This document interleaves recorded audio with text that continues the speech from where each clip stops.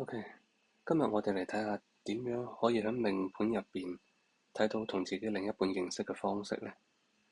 首先我哋睇下係邊一個宮位化祿入夫妻宮。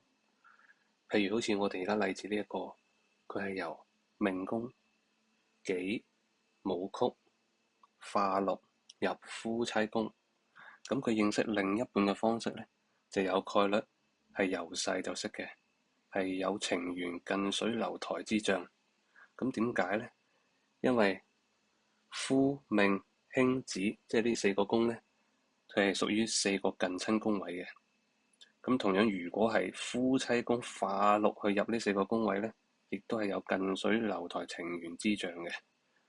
咁啊，呢個命盤嘅命主呢，佢真實反饋呢，就係自己嘅同另一半呢係同一個村啦，由細就識到大嘅。OK，咁我哋睇下一個例子。亦都可以睇下係由邊一個宮位化權去入夫妻宮嘅。咁喺呢個命盤入邊呢，咁佢就係由官祿宮化以天梁權入夫妻宮。咁佢認識配偶嘅方式呢，就有概率呢係通過工作。咁呢個命主呢，就係已婚嘅，佢真實反饋呢，佢就係通過佢嘅工作場景去認識到另一半嘅。OK，今日嘅分享就到呢度，多謝大家。